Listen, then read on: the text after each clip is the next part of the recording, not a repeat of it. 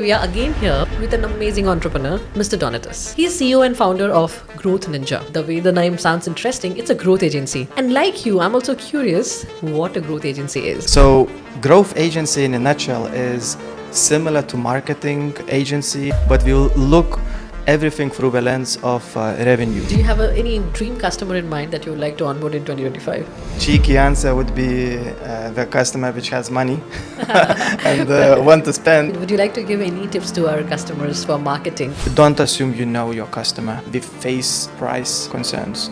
Why we are more expensive. So it's very competitive. So you have to match your prices with different people. Do you have any tips or suggestion that how do businesses deal with this price war? Even if we do something extra, but they don't know, they don't think we are paying for this. Because on a surface level, if we don't understand what's the difference, they compare now apples to apples, right? It's like, okay, it's the same apple, which one is cheaper? But if you say this is apple, this is orange, okay, now it's more difficult to compare.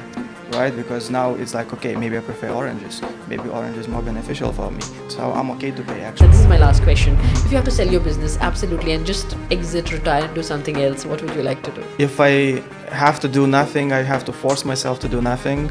I tend to, when it becomes boring or repetitive, I try to do something crazy.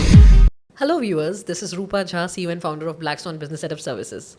And today we are again here with another podcast with an amazing entrepreneur, Mr. Donatus. He's CEO and founder of Growth Ninja. The way the name sounds interesting, it's a growth agency. And like you, I'm also curious what a growth agency is. So we are trying to bring success stories from the Gulf, and you'll get to know a lot of inspirational stories, interesting stories, success stories, failure stories of these entrepreneurs. So let's get into the story of Mr. Donatus and let's see what pearls we get into this ocean today. Hello, Mr. Donatus, and welcome to our show today. Thanks for having me, Rupa. Oh, wonderful. So me and the audience, we can't wait to know what a growth agency is. So growth agency in a nutshell is similar to marketing agency, and in some ways we also offer website development and software development services, but we'll look everything through the lens of revenue. And everything we optimize towards the goal of a business. So we don't focus necessarily on social media views. We focus on leads, if they mean revenue for the business, and how do we bring back the valuable customers, how do we build loops in a business to accelerate the growth of the business or clients. Also, we have our own products and softwares where we launch. So we're not just, we're also very much practitioners, not just to help clients to grow. Wonderful. So like you are giving almost a 360-degree support to your customers to help them in their marketing, digitalizing their business and growing their business by making more profits, right? 360, yes. For our clients, we do 360, but for the new clients, we don't take, let's say, if you want on your social media, we don't do this. So we a bit picky when it comes down to that. But yes, we have our main channels, our expertise, like account-based marketing, for instance, where we connect business to business in a unique way through digital and offline. Yes, 360 for existing clients, but for new clients, we only do our core business where it's our bread and butter. Oh, wonderful.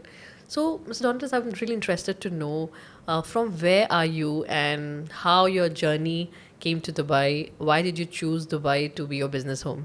Tell us a little about yourself. Sure. So I was originally born in Lithuania. I lived there for 19 years, and after high school I moved to UK, where I lived in Leeds. It's like a student city. I worked there as a labor in construction, and I went back to Lithuania to study. I didn't like certain aspects, the subjects taught. I thought this is a bit of a waste of time, where I was studying economics, and the subjects I had was philosophy, psychology. So I thought it's not the subjects I need to be studying. So I went back actually to UK. I lived in Cornwall for about a year. So I lived there for a year, and after that I moved to London, where I had quite a bit of a journey and doing different, probably like 20 different kind of jobs, studying at the same time, and also had my party years. And almost by accident, I end up in Dubai. And I wouldn't say that I chose Dubai, more like Dubai chose me. Just vice was the right circumstances, and by accident, I stayed. Okay. So you said you're from Lithuania, and I recently read somewhere that Lithuania has been chosen as one of the happiest countries for people under 30. So can you tell us why is it so, or what kind of place is Lithuania, why it is called the happiest city of the world? I'm a bit skeptical. Yeah, considering I'm Lithuanian, and yes, we Lithuanians like to complain, and it's like a joke if a neighbor's house is on fire, Lithuanians are happy. So maybe there's a slight grain of truth into that, but I would question if it's really, because I think it's when it comes down to questionnaires or polling, it also matters how you ask the question, what's underlying. Sometimes you can influence. I'm saying this based coming from a marketing right perspective. So I would say yes, we definitely not the unhappiest, but I would question if we are the happiest. My sister lives in Denmark for about 10 years. I would say they are probably much more happy. They are much more socialistic country. And also I would like to add that Lithuania made a great progress technologically. We have big companies worth billions now. So there is a reason why we should be happy. I would question if we are the happiest. Okay, thanks for your insight. That has given us some food for thought. At the same time, you said you have worked 20 different jobs, and Lithuania, then UK, then Dubai. Among these 20 jobs, was there any of them which was a game changer for you? Like a lot of times, some jobs, they literally make us a different person or throws a challenge that changes your perspective. So do you think any of them literally contributed to your growth or the change in your life? I've done different kind of jobs, waiting, working in the kitchen, barista, security, CCTV operator, worked as a project manager, worked also on Olympics in London as well, been looking for the explosive devices, and moved on into customer service, marketing, and after that became a manager, supervisor, and moved on to marketing. So I cannot pinpoint one particular which changed. Actually, probably marketing, because I got a taste in a structured way to learn marketing, where previously I was self-taught because I had an e-commerce business. I used to sell fitness equipment in a drop shipping way, but big, bulky equipment, pallets, sometimes even, let's say, 3 tons going across Europe. So I was doing this for some time, but it was difficult to ship it when you don't have, like, you don't buy full truck. You buy only certain amount of truck, and you try to fit in, try to get the price, and always things get wrong. We used to order like a bespoke fitness equipment. We had a partner in Lithuania actually, and we used to ship it. This is how I got to know a bit of a marketing, self-taught, and had some freelancers and a partner. So I think one is went into structured way in a corporate environment to learn marketing and to learn directly from people who are supposed to be an experts. I think this one was the pivoting point. But besides that, I think I learned like working hard and being consistent. It taught me other things not directly relating to where I am right now, but definitely influenced. I think like some people ask me, like, do you regret anything? I said, I don't regret almost nothing. I just wish I have done quicker these things and failed quicker and learned quicker. That's a very good perspective. And your journey looks like you have traveled a long way to be here. And it literally looks like a ninja journey. So is it the reason why you named your company Growth Ninja? Yeah, so at my company I used to work for, it's a German company. At that time I worked in London. Connor, my manager, used to give names to everybody. And he called me like a ninja, growth ninja, because I was always looking from a perspective how to hack the system, how to do things quicker and faster. So it kind of like stuck with me a bit. So even where you have these pronouns on LinkedIn, so I named the custom growth ninja. and I think something happened in the algorithm, and I couldn't change it back, so it stuck with me even when I wanted to change.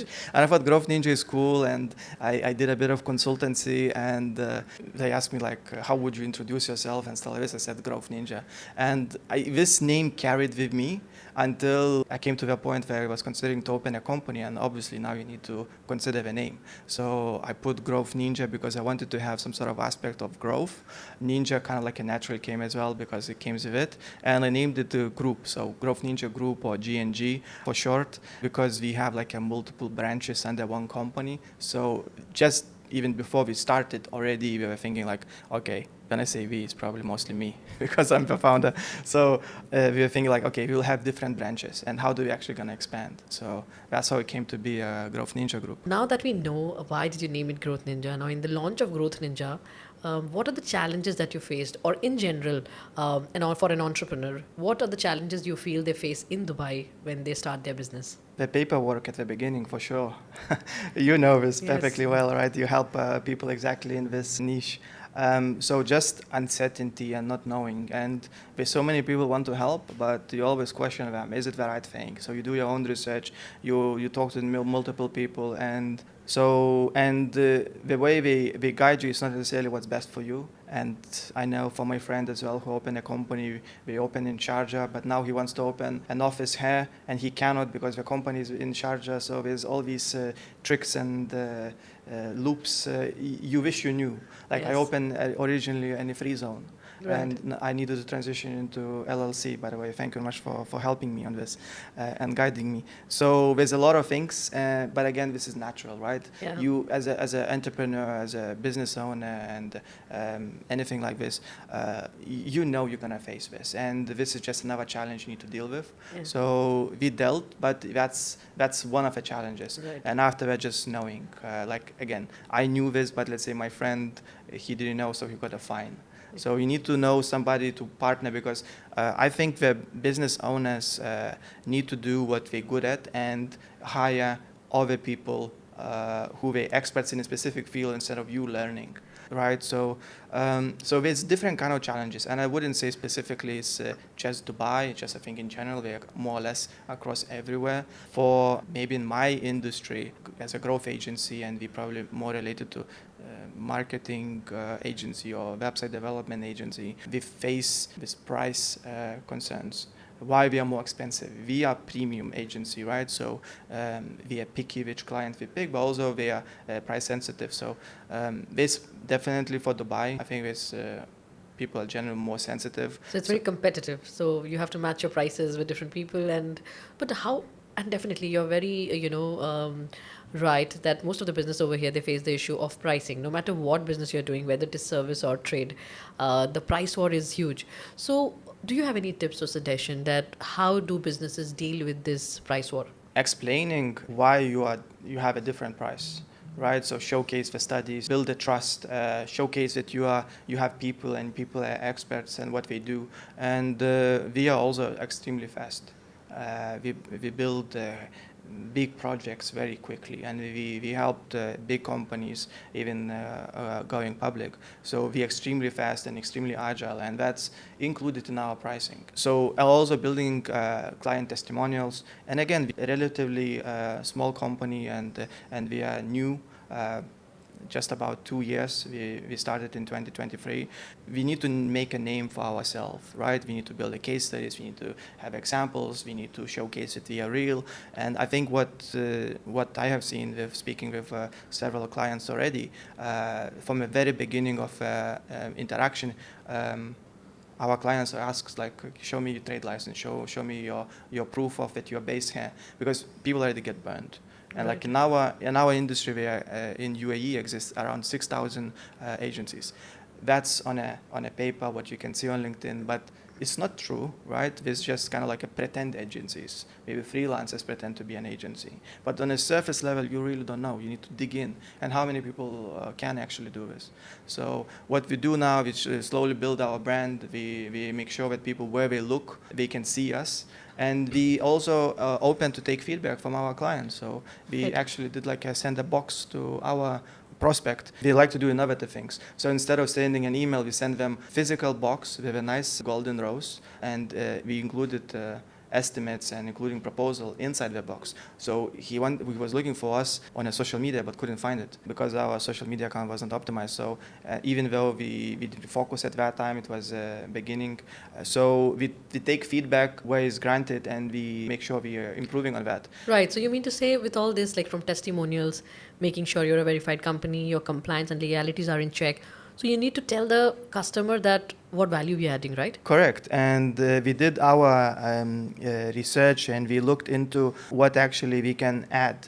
Because even if we do something extra, but they don't know, they don't think we're paying for this, right? Right. So we discovered 52 things which we prioritize and we segment it into specific topic. And so we identified the 52 things, what we value, and we want to showcase, let's say, across our website, across how we approach things, and tell them. Obviously, we're not going to go by list, right? It has to be naturally somehow. And in some cases, we include into proposal and testimonial. So yes, it's very important that we add value and we understand what we are paying. Because on a surface level, let's say we need a website, and if they don't understand what's the difference, they compare now apples to apples, right? It's like, Right. okay, it's the same apple, which one is cheaper? But Right. if you say this is apple, this is orange, okay, now it's more difficult to compare. Right, because now it's like, okay, maybe I prefer oranges. Maybe orange is more beneficial for me, so I'm okay to pay extra. And I think nowadays even client himself is your competitor because everybody wants to do everything by themselves. Even and because marketing is so vast. But do you think that it is possible for a novice entrepreneur to do things by himself or herself? It's possible, but probably or most likely it will take a long time to learn. And I would not advise for sure. Nowadays, Google Ads, Meta, or Facebook and Instagram, they're trying to create even separate advertising platforms, which is like Express, it's called, right? So it's easy to set up, it's something general. You say who to target, this is the ad, easy to create, but it's not as effective. It can work to some degree, right? But once you try to scale, it becomes more costly and it doesn't bring return on investment what you initially got or even expected. So I would say the best is just to hire the professionals, not necessarily us. It's just somebody who knows what they are doing. They have proof, but they have done it already, maybe industry, maybe examples, because it's an ongoing process. It's not like you launch the ad, you need to rotate the ad, you need to keep improving, optimizing. Very for true. the Marketing audience. is not like business setup that once you have done and it's done. Like, it's something which you are monitoring every day, every month, every week, every year. That's very true. You run A/B experiments, different copy, different image, different headline, and once that is, let's say, okay, you figure out your ad is working, but now you need to optimize your landing page. So it's just ongoing process, and if business owner starts doing this, I don't know how we can run business. Very true. But on the other hand, once, let's say, even if as a business owner, even if I hire an agency and let's say they are doing things for me, but to monitor or audit that if things are going right, how much do you think a business owner should learn, or exactly what parameter a business owner should use to check if the agency is doing good for them? The best way is just calculate how much you put in, how much you spend, and what's the revenue out of that. Right. And we should be able, agency to set up conversion tracking and have attributions. So you say, okay, this ad brought that many, and you already know how much you spent. You can check on your statement of the bank if it comes down to that. Absolutely, So- bullseye. But then, when it comes to lead generation, revenue generation, absolutely it is easy to calculate how much you spent and how much you've got. But what if, when it comes to, let's say, branding activities, in that, what parameters a business owner can use to know how well their brand is known, how the credibility is going on? How do you think that is measured? Brand is an interesting thing because if you focus on branding, it's difficult to measure, right? It's like a PR. And I forgot who said it, but they said how to measure brand. The best way to measure brand, if you keep increasing prices and people still buy the same, Absolutely. right? Because you have a brand now, so people don't leave. Let's say it took me a long time to transition from Samsung to iPhone, but if they probably double the price, I would still go with Apple. But now I'm in the ecosystem. Right Absolutely. now, I love Apple. I have everything Apple because it just seamlessly works. I'm not saying this is I like everything what we do and how we do, but it just there are certain aspects I don't want to sacrifice. Brand awareness it should not people expect directly to have revenue. It's indirectly. Absolutely, but ultimately it adds to your profit and Yeah, the sure. credibility of the company, and obviously less negotiations. That's one bonus of it. Yeah, exactly. So now, as you know, that people from across the globe are coming to Dubai, and people of all levels, freelancers, startups, SMEs, big boys, all kind of companies are coming. So in this, which segment are you catering to? And what do you think that in UAE, because it's an absolutely different market, India is a different market, UK is a different market. So what is the prox budget brand should plan in their budgeting when they're planning to launch their product in Dubai? That really depends on a product price. We work with different brands, and in some cases we tell them. We had numerous cases, like a lot, like India, people from India want to launch a market, or from South Korea, or from other regions like Australia. We spoke to clients, so it depends on the price. They profits. Some people like to invest like 40% of a market, but I wouldn't be able to tell you the exact secret sauce. We need to look into, compare the market, and if it's even worth. Because that really depends on a different thing. So there's no like formula. We And is take there like any a particular industries that you're catering to mostly, or where your services are really popular? We worked with different industries. It just happened to be. We also want to be interested in a different projects, right? So if we think that we cannot add value, we just say, okay, this is probably not for us, and we comfortably said no to many clients as well. It's either price point was not right for us and for them, or we just didn't think that we can add a lot of value. One more interesting question. Like, see, now AI is definitely every day we are seeing a different version of AI. Do you think AI is a complementing thing for marketing agencies, or is it a competitor? For us, we like AI. We use across everything because it's just like another tool, right? Let's say like I don't know. Some people like to think that if you use AI, it's like cheating or whatever else. It's like saying, do you use laptop? Do you use phone? It's like another technology, another tool, and you have to use whatever is available, otherwise you will let behind. The problem is that I see with AI, because everybody becomes the same, we sound the same, we write the same way, the same tone, because they use this simple prompt, simple way. So we still, even if you use some aspects of AI, let's say we use Claude or ChatGPT or Midjourney or video creation or anything, we use very tailored projects. We make sure that we get a point across to sound from our angle. So it's like to fast track. The results would be more or less the same. If you use it or not, we just make it more efficient and faster. So every day the marketing ways are changing, marketing style is changing. You know, there came a trend of influencers marketing, then came AI. What do you think in the next 5 years or 10 years? What are the other major changes that we can expect, or are there any changes that you can, project that, yeah, these changes might come?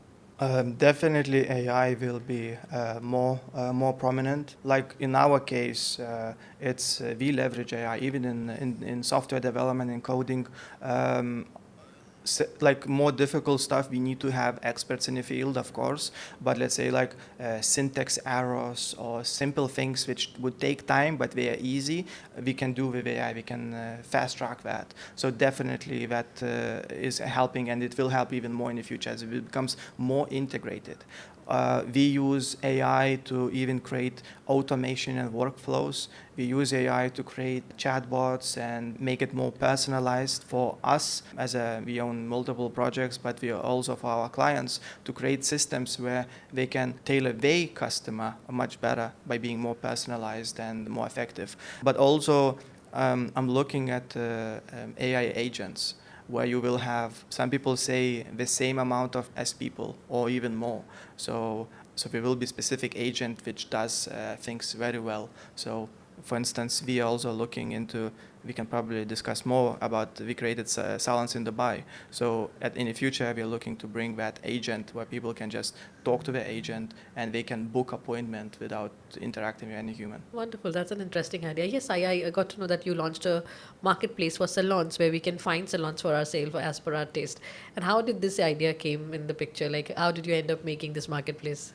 So when we launched the Growth Ninja Group, so we already have several tools, so like QR code generator, and that was kind of like idea behind it, right? So we help using our expertise, our clients with marketing, with launching online presence through website to application, and so we also on the side we have our like a SaaS products and other products around it, and we naturally we speak to different industries, different owners, and we share what they struggle with, what the pain point is, and we came across more and more often the salon industry clients.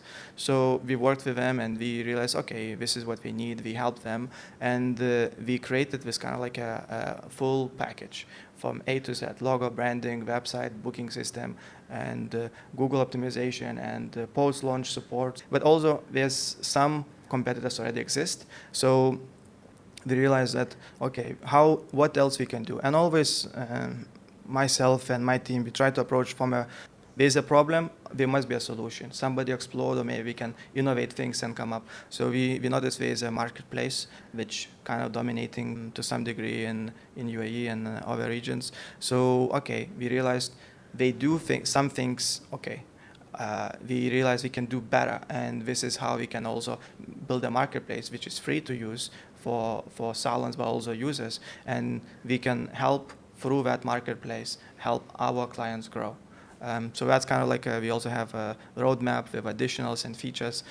We also talking to potential investors to help us grow this project faster. So it's kind of like we approach from a problem perspective. We identified and we created a cool salon finder marketplace. We have other plans for Abu Dhabi and UAE and different industries as well. Wonderful. We're looking forward to it. So, as you have stayed for a very long time in UK, and then now you have spent a pretty good time in Dubai as well. So, which country do you feel technology-wise is more advanced? Is it UK or is it Dubai? When it comes down to government, I think UAE is much more advanced. We had like UAE Pass, a lot of things digital. Like I was surprised that you can even forward a PDF document via WhatsApp and be accepted as a proof of identity or something. Mm-hmm. So I have not seen this in UK. Maybe it does exist, but I think businesses where we are in some ways we are behind. I was surprised when I moved. Actually, helped one company on a consultancy basis to start a marketing department, optimizing sales. So I realized when I needed some things to print, I need to communicate with some vendors, and everything was done via WhatsApp. To me, it was my mind blew, because in UK, it's like you upload the picture, you adjust the size, you add the font, you click accept, you pay money. In few days, you get delivered. Over here on WhatsApp, you send picture, you send 3 things, they remember only 2. You get something wrong. Just to me, it was like, wow. It's like, okay, somehow some businesses are still behind. So it's like a lot of manuals, still businesses run on WhatsApp. So to me, that was very interesting and thought-provoking. And I think that was one of the reasons why I thought, okay, Dubai could be the right place to settle and start something like a growth agency. But that gives you a space of opportunity also, because there will be demand. Yeah, no, exactly. I remember because back in 11 or 12, I was working for a software company. It was a cloud ERP company, mm-hmm. and it was for schools and colleges. And I remember when I went to sell that software to these schools and colleges, they were not ready for cloud yet at that time. And by that time, almost in India, most of the schools were already adapting to cloud CRMs or cloud softwares or cloud ERP. And then, but obviously post-COVID, scenes are different. But it took a little time. So definitely, yes, I think there's a huge scope of you. Still, a lot of businesses are working traditionally. So there is scope of being technically more advanced in business terms. However, the government is definitely doing an amazing job in digitalizing everything. So that's a great insight. So do you have any dream customer in mind that you would like to onboard in 2025? Cheeky answer would be the customer which has money and want to spend on great innovative ideas and tactics, and you can definitely help with that. But somebody who's open-minded, willing to give feedback, and explore initiatives. So that would be ideal customer. That's the app customer that you would like for yourself.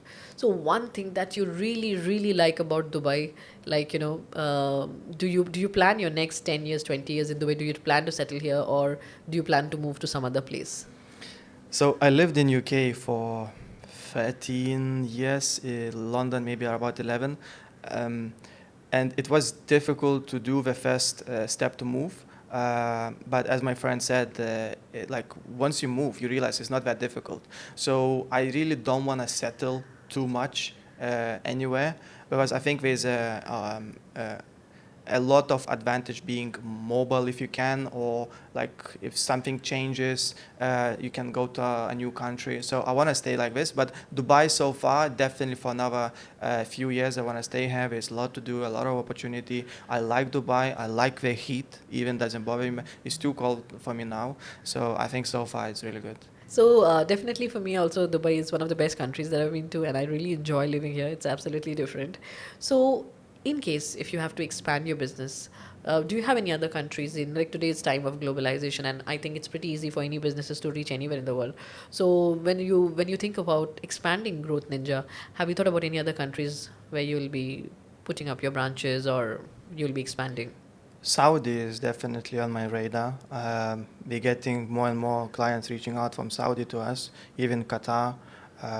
Some government ministries reached out to us, so we're engaging with them. Singapore too, it's on my radar. But these would be several Saudi and options. Singapore Yeah. will be the next hot destinations. Yeah. Finally, would you like to give any tips to our customers for marketing, at least that they can use to help their brands grow through effective marketing? Yes, not necessarily like a tactical, but kind of like a general. Don't try to automate before you know it works. Start with something manual, get the feedback, and after you can automate and make it more robust. If you automate too early, you will waste time by automating and figuring out in the end maybe it's not working out. So you need to unwrap it, redo it, and do it again. So manual is absolutely fine. You can become more agile. Also, don't assume you know your customer.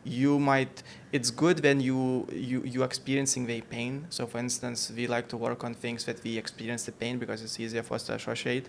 But don't assume. Try to go through the steps.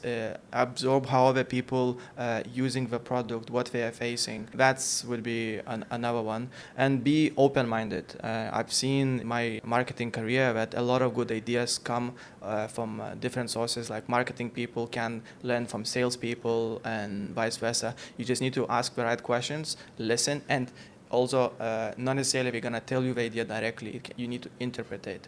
So, like for instance, we worked on one campaign where we said, I can't explain my product. I just don't know. And what we did, we built for logistics brand, we build a shop where we can get free product, and this free surprise gift, we called it, get delivered to the prospect or potential customer, and they can experience every single journey rather than try to explain. So it was very cost effective, and we used it as a sales tool, marketing tool. I think you've absolutely felt the pulse, because these are three mistakes which we all do, and I can just now feel for myself as well, because we always try to automate, because automation is trending, so everybody wants to automate and nobody wants to go manual. But you're right, do not be too fast in automating things. Try manual, and only once you're sure, once you're confident. And yes, we assume our customers, and sometimes we go wrong, so always we should ask questions, dig in. And obviously the number three was be open-minded, and I think brainstorming is something which is very important for all teams, all businesses. One more to add is, if you want real ideas as a leader, be the last one to speak. Once you speak, others just will copy, say you are right, they were afraid to share it. Absolutely. So, yeah. I'll use this in my meetings, in my monthly meetings. So before we end this podcast, I would just like to know, what is your vision and goal for your life, or especially for your business? The goal is to build $100 million company, technology company, or just in general company. And we want to disrupt the market in the most positive way. And if you have to just sell your business, and this is my last question, if you have to sell your business, absolutely, and just exit, retire, and do something else, what would you like to do? If I have to do nothing, I have to force myself to do nothing. I tend to, when it becomes boring or repetitive, I try to do something crazy, change countries or do something crazy. So I just know myself already. I'm pretty old already, so I have experience. So I would probably have to take a rest, maybe no more than 6 months, and do something again from scratch and challenge myself in different ways. Thank you. Thank you so much for giving insights, for telling your stories. It was great speaking to you, and I'm sure our audience now knows what Growth Ninja does. And if you really want your brand to grow like a ninja, you have to get in touch with Mr. Donatus. His contact details we are leaving below in the caption. So keep watching our podcasts and keep knowing stories of many entrepreneurs who are making it big in the Gulf. And maybe next can be you. This is Rupa Jha signing out from Black Swan Business Setup Services. Thank you.